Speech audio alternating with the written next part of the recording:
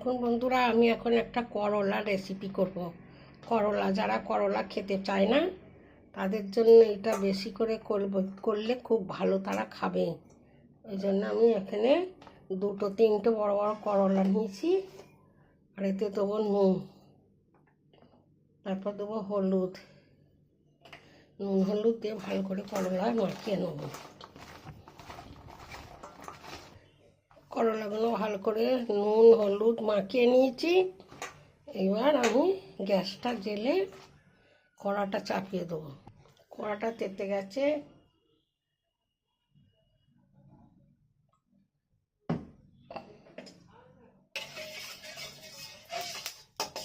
করলাগুলো ভেজে নেবো। কড়াটা তেতে গেছে, করলাগুলো আর ভেজে নেবো।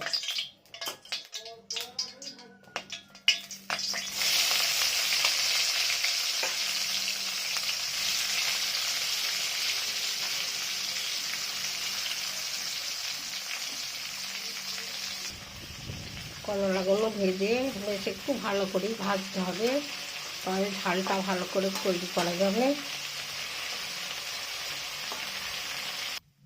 দেখুন বন্ধুরা, করলাগুলো ভাজা হয়ে গেছে।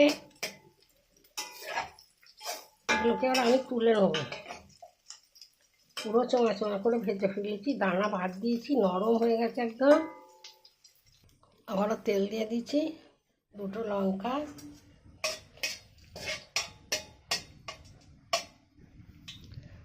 এতে দেবো পেঁয়াজ, কুচনো পেঁয়াজগুলো দিয়ে দিলাম।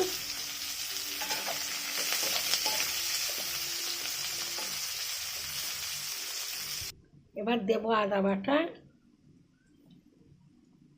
তারপর দেবো অল্প একটুখানি রসুন বাটা, তার সঙ্গে দিয়ে দেবো একটা কুচনো টমেটো, দিয়ে আবারও ভালো করে ভেজে নেব।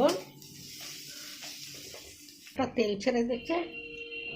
এবার এতে দেবো ধনে জিরে আর সর্ষে লঙ্কা হলুদ, এটাকে দিয়ে দেবো এতে।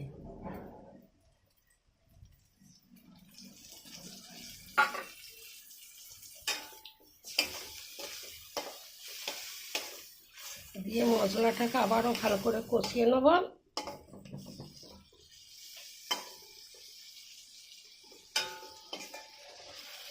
মশলাটা থেকে তেল ছেড়ে দিচ্ছে।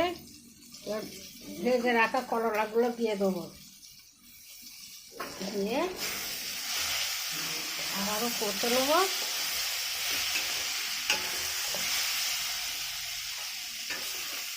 একটু জল একদম একটুখানি অল্প করে দেবো, খালি মশলাটা একটু ফুটে উঠবি নামিয়ে নেবো।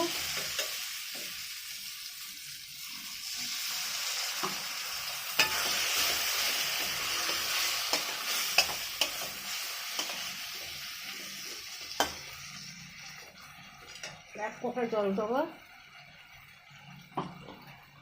বন্ধুরা, এটা হয়ে গেছে। এবার নামিয়ে আপনাদের দেখুন বন্ধুরা, আমার করলার তেল ঝালটা রেডি হয়ে গেছে। এই রেসিপিটা ভালো লাগলে লাইক শেয়ার কমেন্ট করে দেবে। ফেসবুক থেকে দেখলে ফলো করবে। ইউটিউবে তো আর কেউ সাবস্ক্রাইব করে না, ইউটিউবটা মনে করছি এবার ছেড়ে দেবো। এই ফেসবুকটাই করব খালি। আসছি অন্য রেসিপি নিয়ে। ওনারা ভালো থাকুন, সুস্থ থাকুন।